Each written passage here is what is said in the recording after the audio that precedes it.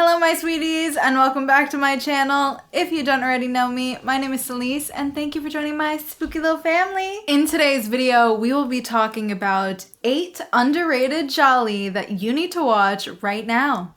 Let's get into the video.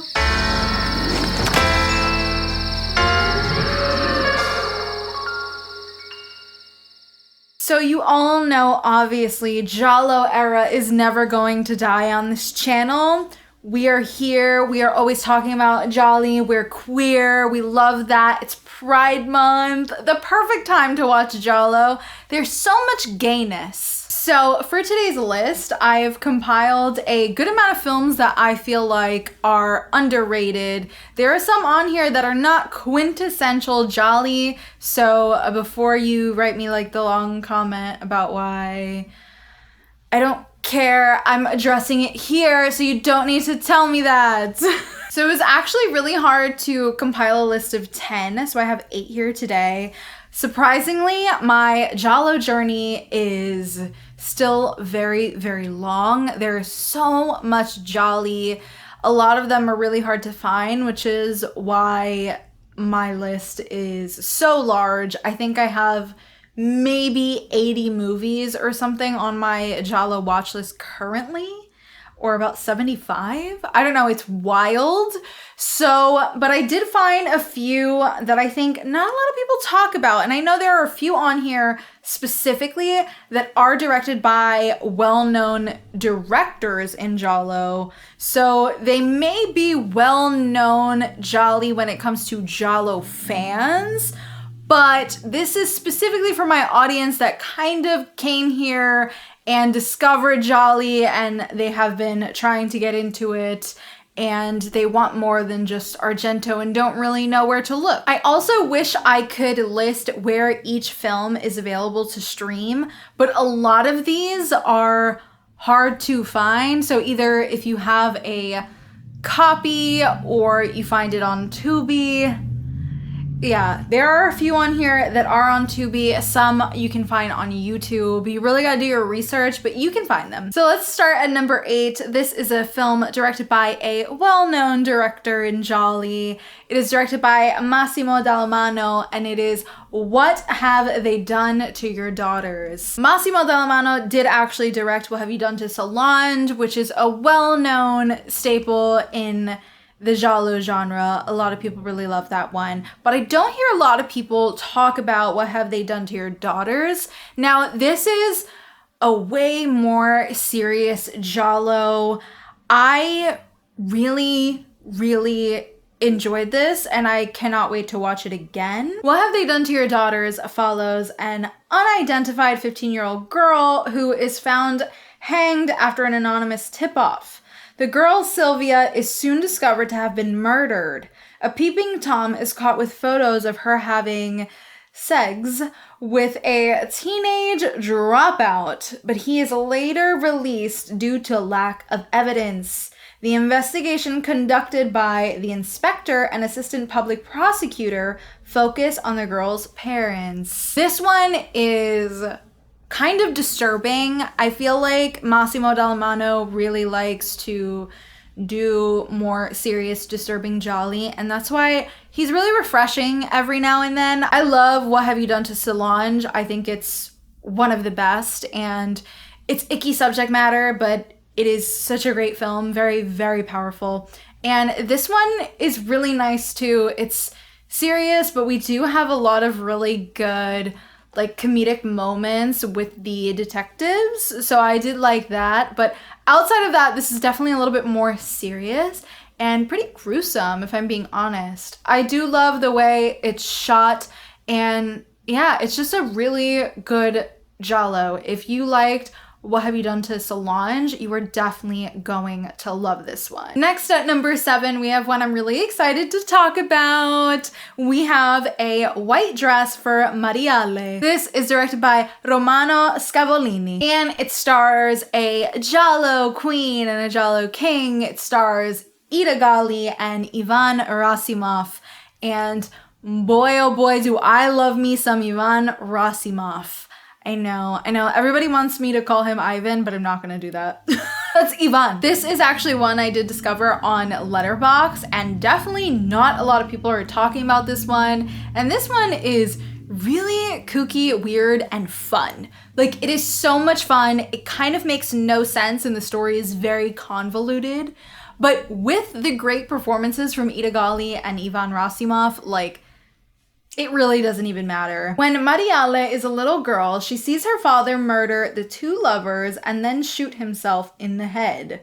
About 30 years later, she lives in a mansion and has mental problems. She invites a number of friends, and one by one, they become murdered. There is a really kooky, crazy party scene, and I just kind of loved it. It was a little bit hard to understand at points, but I just think that maybe it was me. I don't know. A lot of times with certain Gialli, if I rewatch it again, I'm like, oh, I must have not realized that. Honestly, I really like this movie the more I think about it. You'll have to check it out. Ooh, and now I'm very excited because at number 6, we have one that I have been dying to watch, and I finally got to watch it today.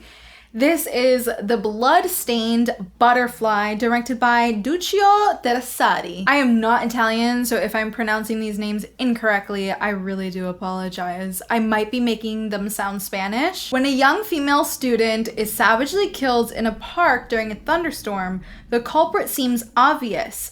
TV sports personality Alessandro Marchi, seen fleeing the scene of the crime by numerous eyewitnesses.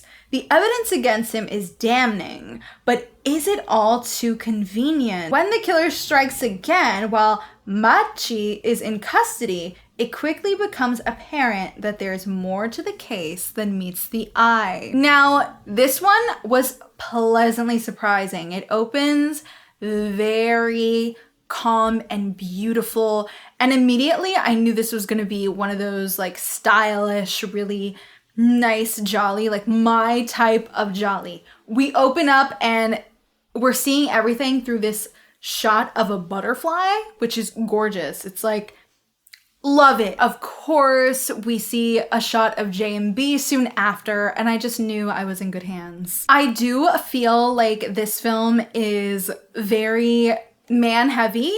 I tend to really love the Gialli that focus a little bit more on the women, the fashionable women, if you will.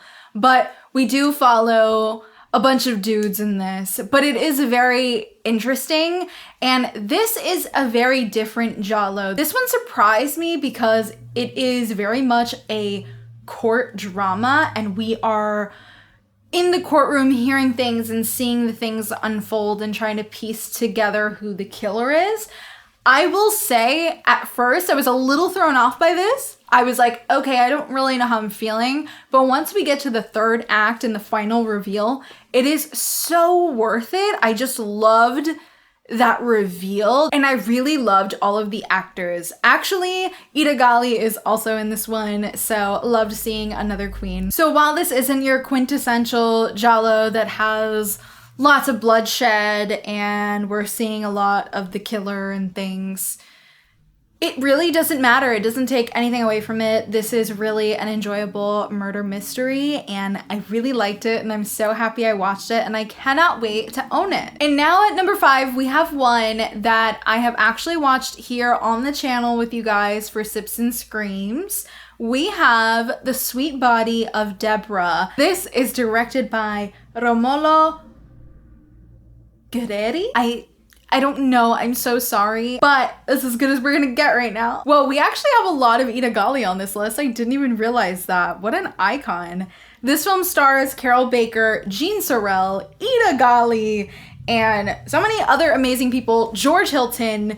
This has such a great cast. Oh my god. It follows a young newlywed couple from America that returns to Geneva to visit Marcel's hometown. Once there, he is informed of his former lover's suicide, and in turn is subjected to threats that accuse him of being responsible for her death and further threaten his new fiance's life. I really enjoy The Sweet Body of Deborah so much. This is a 60s Giallo. And I gotta say, so far, I really do love these late 60s Gialli.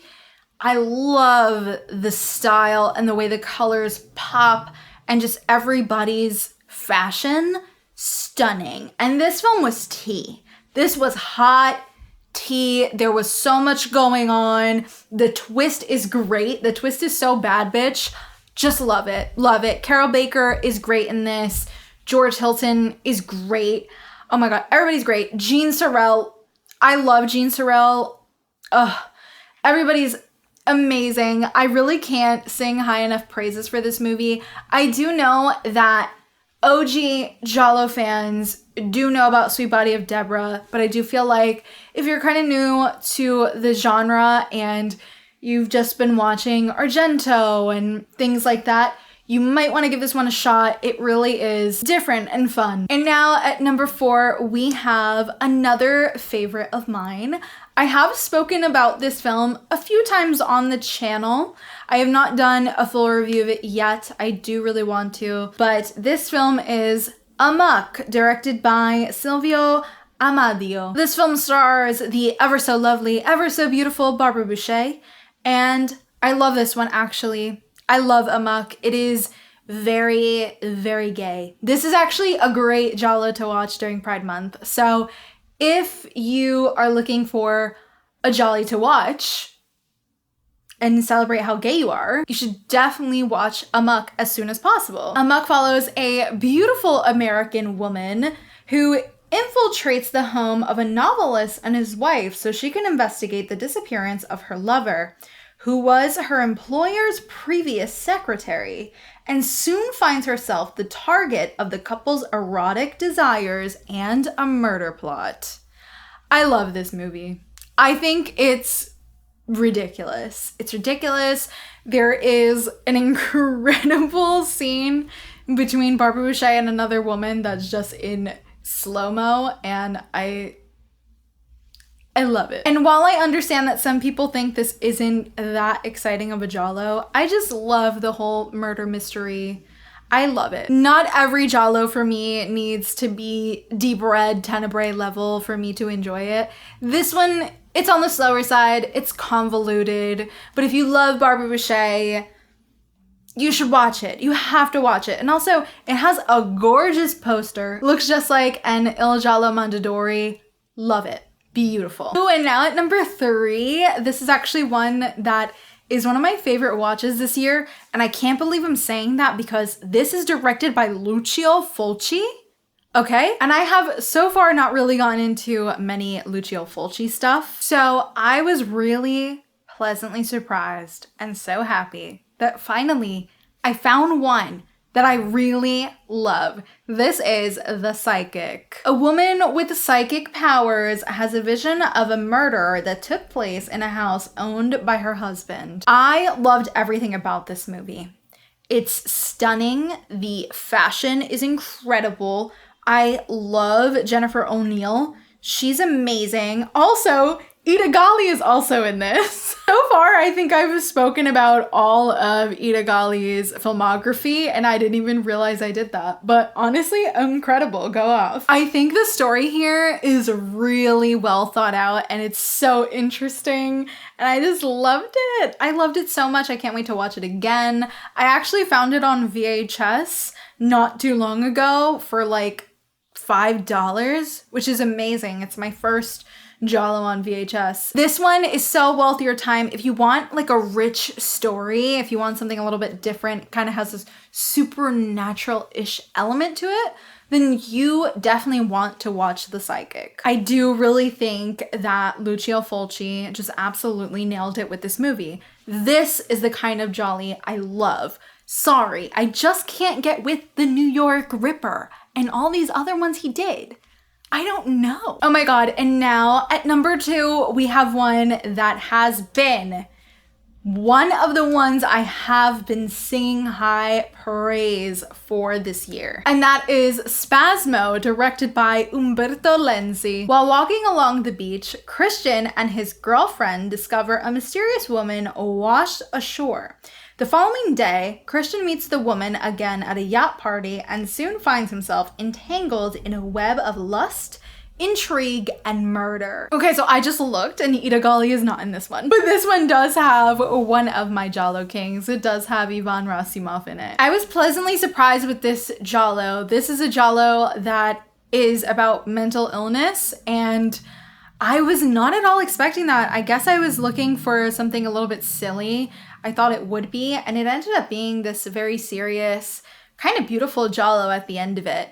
And I love the finale so much. And once like we find out the twist and the reveal, I loved it. I mean, I know, I understand how some could think it's silly, but I just think it really works overall. Granted, there are some dated words. I don't know if it's just the the English dub, but there is some dated words when it comes to the mental illness that is being presented. But that's okay. This is a film from 1974. What am I expecting, right? But this one I do really like, and I do think it touched something in me as a mentally ill girly myself. Okay, and now we're at number 1, baddies. We are here, Giallo Queens. We are here at number 1. I'm so excited. I finally watched this movie. It's on Tubi right now. You can watch it too for free, okay? It is The Laughing Woman from 1969, directed by Piero Shivazappa. I hope I said his name right. A beautiful PR woman, Maria, finds herself trapped in the home of the sinister and troubled Dr. Sayer, where she is subjected to a series of increasingly bizarre, terrifying, and degrading sex games. Sayer admits that he has murdered several women after the same ordeal, always killing them at the point of orgasm. So I'm just gonna say this: God is a woman, and that woman is Dagmar Lysander. Okay? She's incredible in this movie. This is easily her best film for me. Incredible performance. What a very layered performance. Great character. I 100% see why she chose to be a part of this project. It definitely is a weird Giallo. Now, this has popped up on multiple Giallo lists, but I did kind of feel confused as to how it was one, because it really is not following our, quintessential killer, and it's not really your quintessential Giallo, but it does have Giallo vibes and elements, and of course it has Dagmar, so I feel like this is very much like Clockwork Orange meets Giallo. There's just something about it that gave Clockwork Orange, but for women. And I'm here for that. The set pieces are stunning. Everything is very beautiful, lush, pulp, just gorgeous. Everything pops. There's so much gorgeous female imagery. I just loved it. It's one of those movies that I did feel like was pretty empowering. This is a bad bitch movie for sure. I can see myself revisiting it. It is a short one. It is about 86 minutes and it flies. It flies by and it's so interesting and it does really keep you engaged. And the music is gorgeous. There's actually just a scene of Dagmar dancing and drinking J&B and she's half naked. And I'm just telling y'all right now, that's what I do around my apartment. Like, that's me. All right, you guys. Well, that is it for today's video. Thank you so much for watching. Don't forget to like and subscribe, as it really helps me a lot. And be sure to click that little notification bell to be up to date every single time I upload. And let me know in the comments if you plan on watching any of these Gialli. Have you seen any of these already? Actually, I would love to know some underrated Gialli that you would like to recommend me. That would be amazing. I may already have it on my crazy 80-something list, but let me know anyways. I'd love to talk about it. Thanks so much for watching, and I will see you guys in the next one. Bye.